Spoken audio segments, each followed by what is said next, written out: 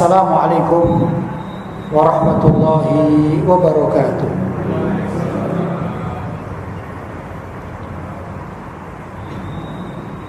Alhamdulillah, wassalatu wassalamu ala rasulillah Sayyidina Muhammad ibn Abdullah wa ala alihi wa sahbihi wa man wala wa la hawla wa la quwwata illa billah, amma ba'd. Hadratul mukarramin, ma'asyiral asatidzah al-kurama,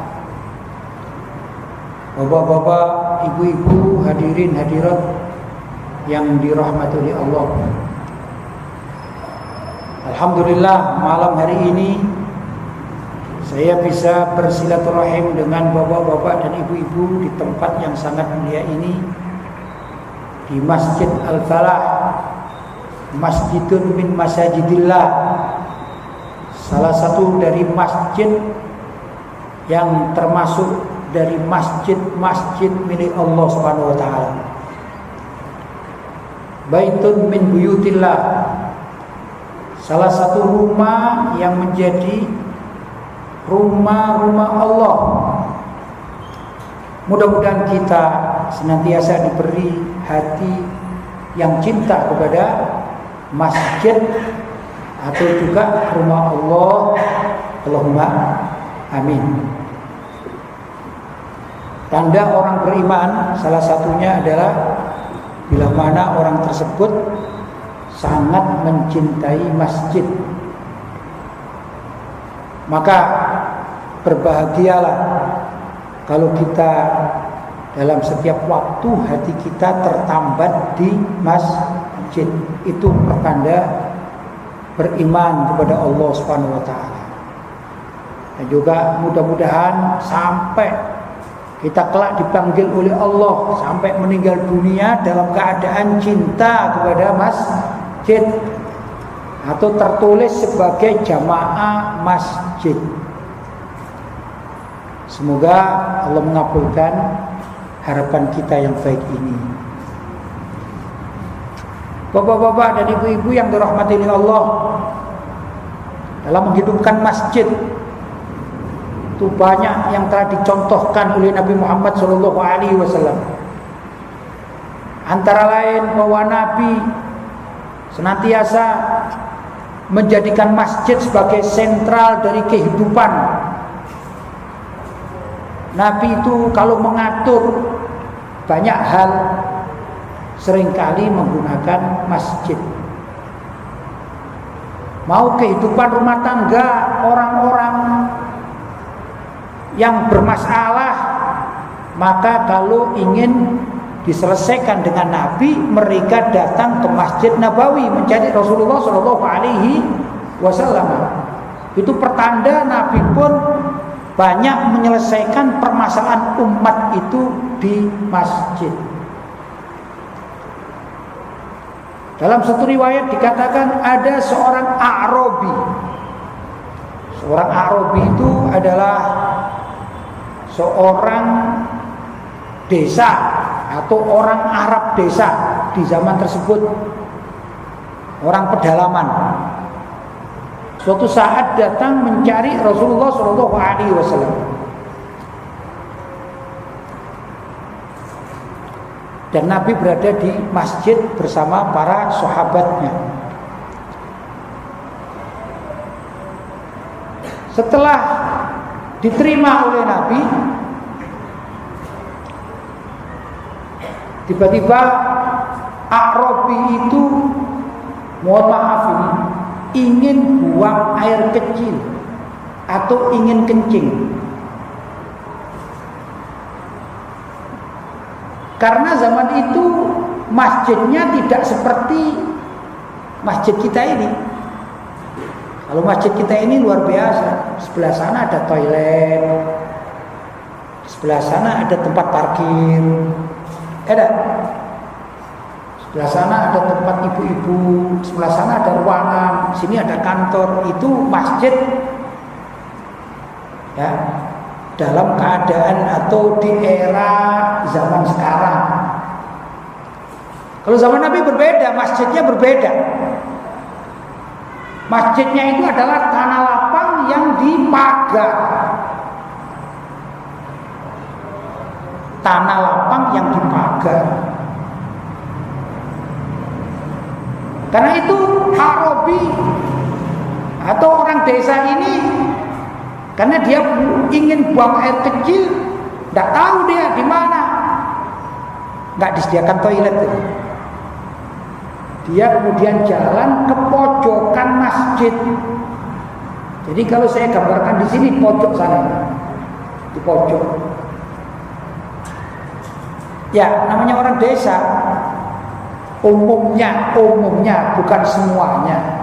Umumnya orang desa itu rasa malunya rendah. Umumnya, bukan semuanya, ya dah. Orang pedalaman rasa malunya rendah. Kalau orang kota yang terpelajar biasanya rasa malunya tinggi. Saya contohkan, orang kota kalau mau mandi maka dia cari kamar mandi. Kalau misalnya kamar mandinya itu pintunya rusak, maka biasanya tetap diganjal ini. Yang penting kalau dia mandi dalam keadaan telanjang nggak ada yang melihat. Itu umumnya orang kota yang terpelajar. Kalau orang desa berbeda ya. Orang desa kalau ada sungai besar, yang penting terjun saja, mau telanjang mau ini ya sendiri-sendiri, betul. Arabi tadi begitu juga. Kalau dibandingkan dengan kehidupan para sahabat yang sudah masuk Islam terlebih dahulu, ya jauh. Sifat rasa malu jauh. Ini Arabi. Maka dia berdiri di pojokan sana. Maaf, tiba-tiba kencing di situ. Itu para sahabat yang ada di Masjid Nabawi saat tersebut, termasuk Sayyidina Umar Ibn Khattab radhiyallahu ta'ala anhu, marah. Bagaimana tidak? Coba kalau kita misalnya ada, jangankan anak dewasa, orang dewasa, anak kecil saja misalnya kencing di dalam masjid, marah enggak kita? Marah kita. Begitu mau ditegur, maka oleh Nabi dicegah, biarkan. Maksudnya biar selesai, biar tuntas, jangan ditegur. Nabi bijaksana dan Nabi mempunyai pemikiran yang luar biasa. Andai kata ditegur, misalnya kita menjerit, jangan kencing di situ. Bingung dia lari, akhirnya air kencingnya kemana-mana. Tapi Nabi membiarkannya, biarkan dulu. Ya maklumlah orang desa, Setelah kencing selesai, baru Nabi perintah kepada para sahabat, ambilkan air segantang atau satu timba, siram aja. Kemudian disiramlah dengan air satu timba sampai airnya meresap, ya. Sudah, kata Nabi, karena airnya sudah meresap menjadi suci kembali.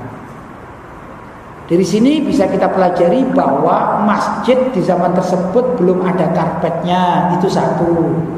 Kedua, belum dipasang keramik, tapi masih murni tanah. Karena itu tatkala disiram maka airnya meresap. Berikutnya adalah kalau ada najis air, ya air kencing disiram, kemudian airnya meresap berarti sudah suci. Ada lagi, sebentar lagi kita akan kedatangan bulan suci Ramadan. Ya, setelah Ramadan apa? Bulan Syawal. Ada sholat Idul Fitri, betul ya? Nah, ini kajiannya berbeda. Orang NU mengatakan kita sholat Idul Fitri di masjid, kata orang NU. Orang Muhammadiyah mengatakan kita sholat Idul Fitri di lapangan. Orang NU ditanya, kamu kok bisa sholat Idul Fitri di masjid? Dalilnya apa? Iya, Nabi sholat Idul Fitri di masjid. Orang Muhammadiyah ditanya, kamu kenapa di lapangan? Dijawab, Nabi sholat Idul Fitri di lapangan. Saya tanya siapa yang benar, siapa yang salah ini? Dua-duanya benar, cuman cara melihat sesuatu aja berbeda. Itu tadi tanah lapang dipagar, belum ada bangunannya, dipagar. Tanah lapang enggak? Tanah lapang. Tapi karena sudah diwakafkan masjid, masjid apa bukan? Masjid. Cuman belum ada temboknya. Jadi yang mengatakan Nabi sholatnya di masjid benar apa salah? Benar. Yang mengatakan Nabi sholat di tanah lapang benar apa salah? Benar. Kenapa? Ya memang lapang, masih lapang. Begitu kurang lebih. Ya, itu tata cara berbeda pandang di dalam melihat satu kasus. Karena itu kata Nabi Shallallahu Alaihi Wasallam, carikan air, siram saja, selesai. Ini berarti tanah lapang, tapi di dalam kitaran masjid. Maka iktikaf di tanah tersebut boleh jadinya. Kenapa? Karena sudah diniati jadi masjid. Itulah Masjid Nabawi di zaman dahulu kala. Yang ingin saya sampaikan sebenarnya bukan khilafiyah itu, tapi ternyata Nabi pun mengurusi orang desa ini loh di masjid. Nabi juga ada seorang dari negeri daerah Imamah, namanya Samamah. Samamah itu apa ya? Tokoh masyarakat, kepala suku ya, dari marga Hunaifiyah, daerah Imamah, daerah sana ya, bukan orang Quraisy. Ringkas cerita perang, orang kafir ini perang kalah, ini suku Hunaifiyah ini kalah, maka ditangkaplah kepala sukunya namanya Samamah, kemudian dibawa kepada Rasulullah. Setelah dibawa kepada Rasulullah, dilihat, ringkas cerita, di penjara di mana? Di dekat Masjid Nabawi itu, diikat. Artinya apa? Urusan perang. Berarti urusan apa? Urusan perang, urusan politik. Betul? Urusan perang itu urusan sodako apa urusan politik? Urusan politik. Tawanannya ini ditangkap, kemudian dipenjara atau ditahan di dekat masjid. Setiap hari Nabi kontrol dari rumahnya. Oh, gitu kamu ya, kontrol. Artinya apa? Nabi menjadikan masjid juga untuk kepentingan politik Islam. Sekarang kan ada nih ya, yang mengatakan jangan bawa-bawa politik di dalam masjid. Ada? Ada yang mengatakan demikian? Islami apa bukan? Itu kalimat Islami atau bukan? Bukan ajaran Islam. Yang ajaran Islam yang benar itu masukkan politik ke dalam masjid, tapi politiknya politik Islam demi kemaslahatan Islam. Itu mestinya. Ulama Ahlussunnah wal Jamaah memahaminya bahwa dunia politik yang benar-benar berbingkai syariat, cocok dengan syariat, demi kepentingan syariat, demi tegaknya syariat, maka diperkenankan, bahkan dianjurkan untuk dilakukan di seluruh dunia. Yang penting untuk kepentingan tegaknya syariat.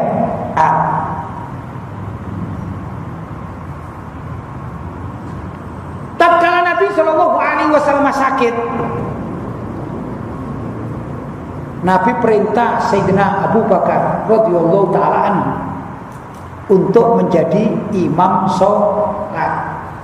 Tapi kejadian Sayyidina Abu Bakar mewakili, membadali, menjadi khalifahnya, wakilnya Nabi di dalam urusan sholat, jamaah sholat. Itu awal mula politik Islam pasca wafatnya Rasulullah Shallallahu Alaihi Wasallam. Hakikatnya di situ, hakikatnya. Tatkala Nabi wafat, maka orang Muhajirin dan Ansor kebingungan. Kira-kira siapa pengganti pemimpin kami ini, siapa?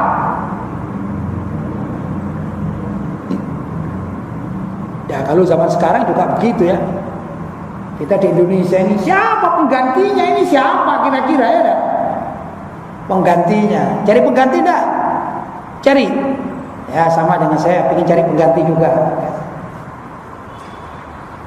Maka orang Ansor, orang Madinah mengatakan, minna amirun wa minkum amir. Dari kalangan kami ini ada pemimpin yang hebat, ada pemimpin yang luar biasa. Sedangkan dari kalangan kalian, hai orang-orang Muhajir, ada juga orang-orang atau pemimpin yang hebat. Ya sudah, pemilu aja. Pemilu ya. Ya waktu itu bukan pemilu namanya ya. Ini bahasa kita aja, pemilu. Sudahlah. Kamu calonkan saja. Apa namanya? Ya, calon pemimpinmu ajukan saja. Kami juga punya calon pemimpin. Itu memang seperti itu kondisi umat Islam tatkala Nabi Shallallahu Alaihi Wasallam wafat. Bingung. Kemudian Sayyidina Umar bin Khattab radhiyallahu taala anhu. Jangan lupa tadi ya, Sayyidina Abu Bakar As-Siddiq diperintah Nabi untuk mimpin sholat. Yang saya katakan dari situlah bermula politik Islam setelah Nabi wafat. Jelas. Kalau tentang Nabi Shallallahu Alaihi Wasallam, saya bisa menghadirkan dalil-dalil bahwa Nabi itu politikus handal. Tapi kadang-kadang masih bisa dipleset-plesetkan sama orang. Ditolak sana, ditolak sini. Orang-orang yang alergi terhadap politik Islam dari kalangan orang-orang liberal dan sekuler. Mereka mencari-cari. Tapi saya akan buktikan ini peristiwa penting. Setelah Nabi wafat ternyata ada satu peristiwa politik di dalam Islam yang siapapun tidak bisa menolak, tidak bisa mengingkarinya. Pembicaraan tadi, minna amir wa minkum amir. Kami punya calon pemimpin, amir, umaro. Kalau bahasa kita kan ada namanya persatuan atau silaturahim ulama dan umaro. Ulama ya ulama, umaro pejabat-pejabat. Umaro dari kalimat amir. Kalau amir itu satu, kalau jamak jadi umaro. Maka bahasa minna amir wa minkum amir, di kalangan kami ada amir, pemimpin, pejabat. Di kalangan kalian, hei orang-orang Muhajirin, juga ada pemimpin atau pejabat.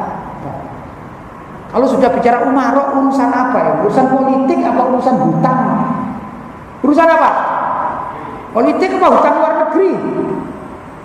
Politiknya hutang luar negeri. Tapi ini sebenarnya adalah urusan politik. Wafatnya Rasulullah, maka timbul yang namanya urusan politik secara zahir. Saya katakan secara zahir. Maka tatkala Sayyidina Umar mendengarkan orang-orang Madinah, asli penduduk Madinah mengatakan minna amir wa minkum amir, Sayyidina Umar berdiri dan berkhutbah. Mungkin kalau bahasa saya lebih mudah, saya katakan Assalamualaikum warahmatullahi wabarakatuh. Hai saudara-saudaraku kaum muslimin, kita ini sedang dalam keadaan sedih. Tapi kalau urusan namanya kepemimpinan, kalian harus ingat, kita punya orang yang sangat luar biasa. Tahu enggak kriterianya? Nah, di sini sebagian ulama Ahlussunnah wal Jamaah kalau akan memilih seorang pemimpin, maka disebut kriterianya, sifat-sifatnya. Ya, jadi bukan asal suka saja. Wah, itu ganteng, itu enggak ganteng, saya pilih yang ganteng. Bukan begitu, tapi sifat-sifat di dalam kepemimpinan. Kata Sayyidina Umar, di kalangan kita ini ada orang yang hebat. Tatkala Nabi sakit, dia yang diperintahkan untuk menggantikan jadi imam. Nabi sakit, yang jadi imam ditunjuk oleh Nabi. Hei Abu Bakar, mau jadi imam. Luar biasa enggak? Kriterianya adalah pemimpin di dalam sholat dia. Itu Sayyidina Abu Bakar As-Siddiq. Tatkala Nabi hijrah, orang ini dikatakan ini sahabat Nabi nih. Tatkala Nabi hijrah, dalam ayat il yaqulu li sahibihi, lihat Allah yang mengatakan bahwasanya sahabatnya Nabi Muhammad itu adalah Sayyidina Abu Bakar As-Siddiq. Jadi pertama julukan sahabat itu diberikan oleh Allah untuk Sayyidina Abu Bakar As-Siddiq. Kriterianya adalah sahabat Nabi, dekat dengan Nabi, ya. Yang ketiga, ini orang senantiasa Allah menyertainya dalam mulahadhah, dalam penglihatan Allah, dimonitoring oleh Allah Subhanahu wa taala. Kalau Nabi sudah jelas, Nabi Muhammad, para nabi yang lain maksum, terjaga. Ini bukan nabi, cuman sahabat Nabi, tapi Allah langsung yang memonitoring, gitu ya. Apa itu? Idh yaqulu li sahibihi la tahzan. Tatkala dia Nabi Muhammad mengatakan kepada sahabatnya, la tahzan, jangan khawatir, innallaha ma'ana, sesungguhnya Allah itu menyertai kita, aku dan kamu. Kata Nabi, jangan khawatir hai Abu Bakar, sesungguhnya Allah itu menyertai kita, menyertai aku dan menyertai kamu. Ma'iyah. Coba kita lihat kriteria orang ini. Siapa di antara kalian, hai sahabat-sahabat Nabi Muhammad yang luar biasa, yang mempunyai sifat seperti orang ini, ada enggak? Ayo Pak, angkat tangan. Ada? Enggak ada yang angkat tangan. Memang enggak ada. Siapa yang menyertai Nabi di dalam hijrahnya kalau bukan Sayyidina Abu Bakar As-Siddiq? Siapa yang diperintahkan menggantikan sholatnya Rasulullah tatkala beliau sakit? Kecuali Sayyidina Abu Bakar As-Siddiq. Maka Sayyidina Umar bin Khattab berdiri dan menarik tangan Sayyidina Abu Bakar As-Siddiq, berbaiat. Maka semuanya, baik kaum muhajirin maupun ansar, berbaiat dan memanggil istilah ya khalifatu Rasulillah, ya khalifata Rasulillah, wahai penggantinya Rasulullah sallallahu alaihi wasallam. Sejak itu ada yang namanya khalifah.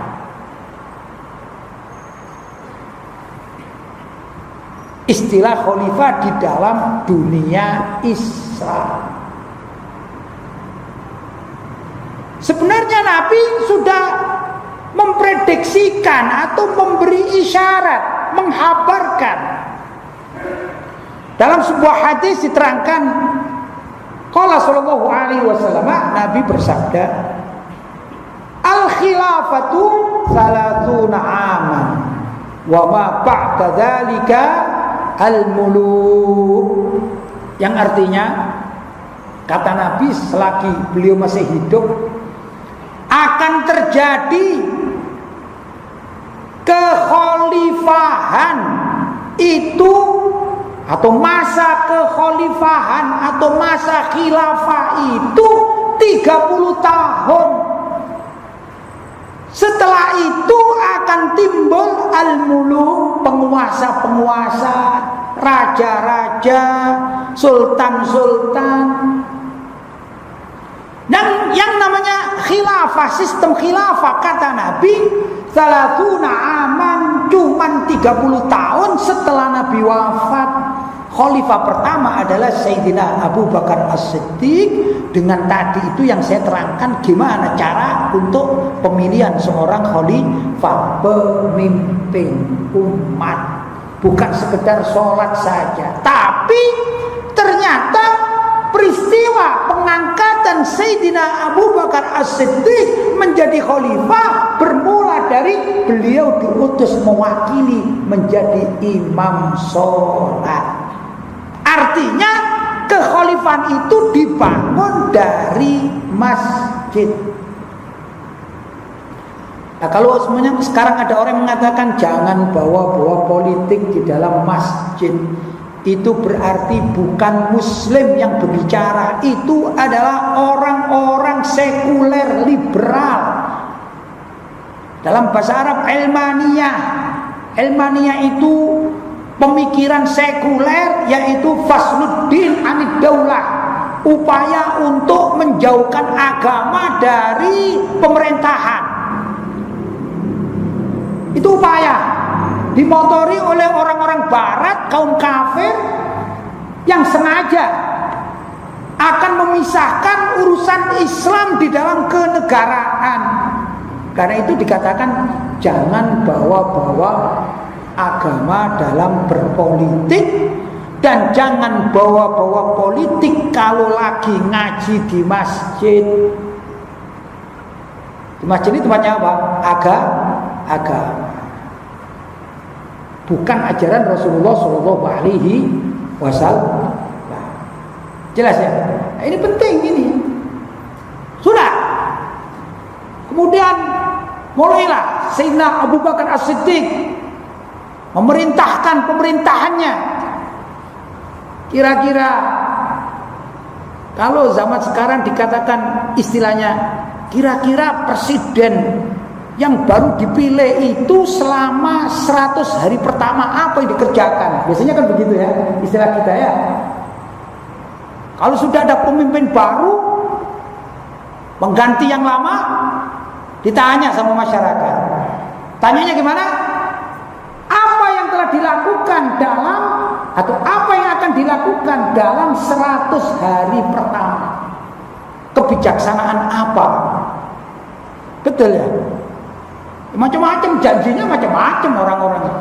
Ada yang janji misalnya, saya buatkan kartu. Buat kartu. Kartu apa? Kartu kredit. Kartu apa lagi? Macam-macam lah, saya nggak tahu, sudah nggak hafal satu-satunya. Ada yang luar biasa juga.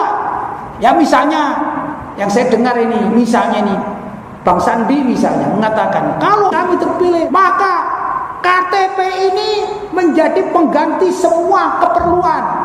Wah, praktis ini bagus, seneng saya. Daripada nanti dompet saya harus ganti, saya punya dompet sudah isinya macam-macam. Ada kalau di tempat saya punya namanya kartu depo. Kartu depo itu belanja di sana untuk satu komunitas bangunan-bangunan itu. Kalau pesantren mau bangun ini biar murah, kita daftar di depo bangunan, sudah ada itu. Kemudian ada SIM, ada KTP, ada ini. Waduh, kalau bawa ini tebal itu. Kalau mau tambah lagi kartu ini, ya Allah, kira-kira kemana-mana bawa koper nanti, susah.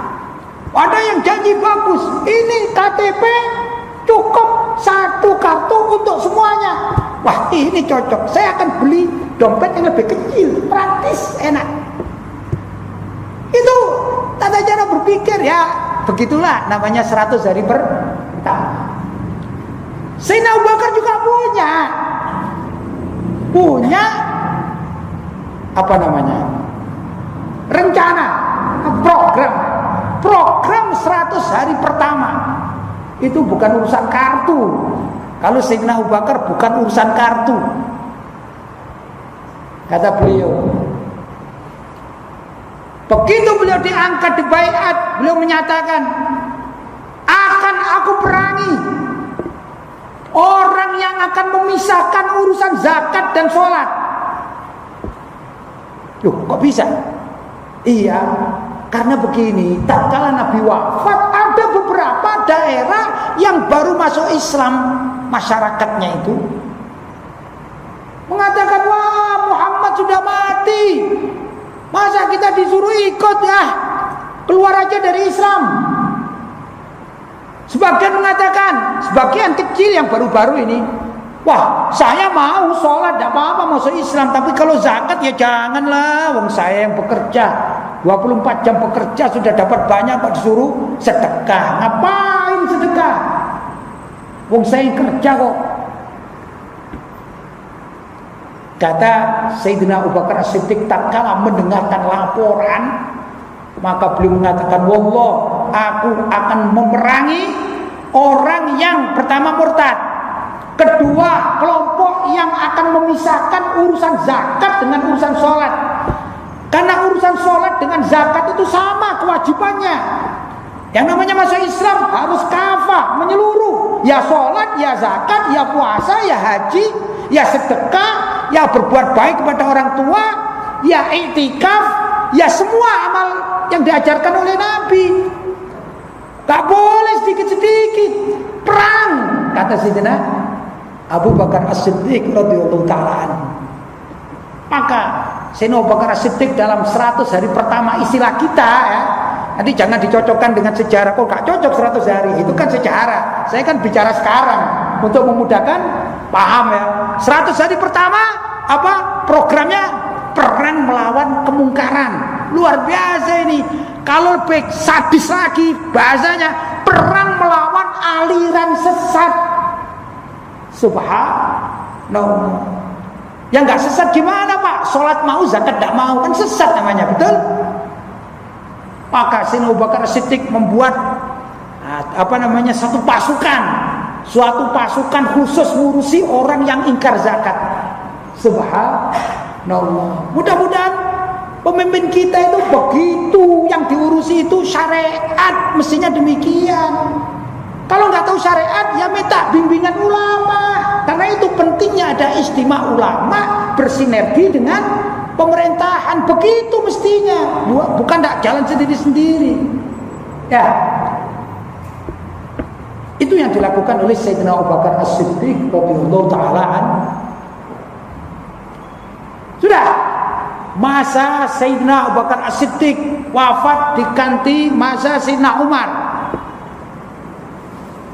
Sayyidina Umar radhiyallahu ta'ala anhu juga menggunakan masjid sama seperti Nabi Muhammad, seperti juga Sayyidina Abu Bakar, juga dilakukan oleh Sayyidina Umar bin Khattab radhiyallahu ta'ala anhu. Ada biografi. Sebenarnya biografi ini bukan urusan perang, bukan urusan pemerintahan, tapi kalau judulnya itu kehebatan atau karomah Umar bin Khattab, kemuliaan Sayyidina Umar bin Khattab radhiyallahu ta'ala anhu. Ya. Kalau ulama Ahlussunnah wal Jamaah akan meyakini kalau nabi atau seorang nabi diberi keistimewaan yang super seperti Isra dan Mi'raj, namanya mukjizat. Tapi kalau seorang alim atau seorang ahli ibadah, ya, apalagi kalau dicintai oleh Allah, kekasih Allah, diberi kemuliaan, maka namanya karomah. Ya, ini perbedaannya. Suatu saat Sayyidina Umar bin Khattab radhiyallahu ta'ala ingin membebaskan suatu daerah agar mereka dibebaskan, maksudnya diajak masuk Islam. Tapi sebagaimana juga yang kita ketahui, orang berdakwah itu seringkali mendapatkan tantangan dan tentangan. Tantangan tantangan dan tentangan. Ya ditantang sama musuh, ya ditentang oleh kawan-kawannya juga, kadang-kadang ditentang. Ada tantangan dan tentangan. Sayyidina Umar bin Khattab setelah membuat pasukan, yang pasukan ini pasukan dakwah di suatu tempat, sudah diberangkatkan Jumat pagi diberangkatkan. Kemudian dikasih tahu oleh Sayyidina Umar. Ya, mungkin lebih mudah saya gambarkan begini. Kalau dari masjid sini ya, itu kalau jalan ke arah sana, ya, kan ada jalan ke arah sana, ada. Tentu di sana kan ada belokan-belokan ya. Saya anggap saja ada belokan lampu merah pertama, ada kedua. Ya. Saya anggap saya ini adalah Sayyidina Umar. Ini pasukan sebelah sana adalah masyarakat yang saya bentuk. Saya bilang, pasukan, nanti kamu jalan ke sana, kalau ada lampu merah pertama, lanjut. Kan gitu biasanya ya. Ada lampu merah kedua, kamu jangan belok kiri ya, bahaya. Kamu harus belok kanan, kamu akan selamat. Kenapa? Karena di kiri itu yang saya ketahui informasinya adalah ada ranjau-ranjau musuh misalnya. Jadi jangan sampai lewat kiri tapi belok kanan. Baik komandan. Udah, berangkat. Tapi zaman itu berangkatnya nggak pakai mobil tank gitu ya, pakai kuda. Sudah. Sampailah siang hari, waktunya khutbah. Sayyidina Umar berkhutbah. Ya, namanya imam. Ya dah. Subhanallah. Zaman dulu itu yang namanya dipanggil imam atau khalifah, itu harus pandai segala-galanya, pandai, ceramahnya bagus atau pidatonya bagus, cara memimpin bagus, wibawa, begitu. Sayyidina Umar bin Khattab ceramah khutbah Jumat. Ya, saya gambarkan, menyebutkan beliau, sebut saja membahas tentang masalah sedekah lah, ya, lebih mudah saya mencontohkan maksudnya, ya. Saudara-saudara, ini di mimbar Jumat ini, di mimbar di atas namanya ini, mihrab, ya. Saudara-saudara, kita diperintahkan untuk senang bersedekah. Orang bersedekah itu benar-benar akan dicintai oleh Allah. Belok kanan, jangan belok kiri, bahaya. Saudara-saudara, karena itu Nabi bersabda, orang yang bersedekah itu begini, dan begitu. Demikianlah. Wassalamualaikum. Sholat kemudian. Setelah sholat, Allahu Akbar, selesai. Assalamualaikum, selesai. Orang-orang heran. Sahabat lain heran. Ini Sayyidina Umar, apa hubungannya sedekah dengan belok kanan, belok kiri, itu apa hubungannya? Ada hubungannya, Pak? Gak ada. Urusan sedekah kok belok kanan, jangan belok kiri. Tanya mereka, hei Umar, hei Khalifah, kenapa jadi kau khutbah tiba-tiba kau mengatakan jangan belok kiri tapi belok kanan? Dijawab, tadi pagi aku memberangkatkan pasukan. Sudah aku peseni, jangan belok kiri, ada ranjau-ranjau, kamu belok kanan biar selamat sampai tujuan. Rupanya lupa nih, panglimanya lupa rupanya. Sudah di situ mau belok kiri, aku lihat. Itulah keramat Sayyidina Umar bin Khattab dari jauhan. Aku perjalanan, Pak, perjalanan ini ya, dari pagi naik kuda. Kira-kira kalau di sini sampai mana kira-kira?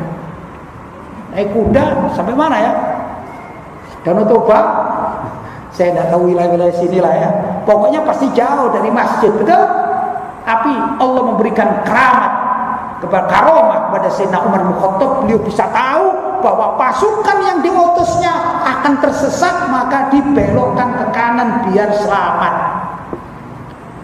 Saya tanya, ini Sayyidina Umar ngurusi pasukan, ini urusan apa?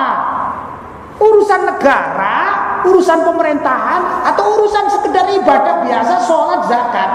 Urusan negara, urusan perang, urusan negara. Dari mana Sayyidina Umar memanagenya? Dari Masjid Nabawi. Dari Masjid Jadi di masjid boleh tidak bicara politik Islam? Boleh. Kalau sekarang pemerintah mengatakan tidak boleh, mungkin ada aturan lain, jangan bawa caleg ke masjid, suruh ceramah dan suruh pilih aku, itu urusan negara, itu urusan. Tapi tidak ada larangan bicara politik dalam masjid, itu ajaran Islam. Ini yang ingin saya terangkan. Karena itu salah orang yang mengatakan jangan bawa-bawa politik dalam masjid, itu ajaran kafir. Karena bermula dari orang-orang sekuler. Dan orang-orang sekuler ini asalnya dulunya bermula dari kaum orientalis. Siapa orientalis? Yaitu orang-orang barat, non-muslim, kafir, mempelajari tentang keislaman bukan untuk diamalkan, tapi diupayakan mencari celah. Bila mana dalam ajaran Islam dirasa ada celah, kekurangannya akan diungkap oleh mereka. Ya orang kafir. Dulu mungkin ada bapak-bapak kita yang sepuh-sepuh, yang tua-tua ini pernah mendengar dari orang tuanya. Di zaman Belanda itu ada orang orientalis namanya Van der Plas, dan juga ada namanya Senok Hogronya. Itu menghafalkan hadis, belajar bahasa Arab, menghafalkan Al-Quran, tapi tidak masuk Islam. Guna untuk apa?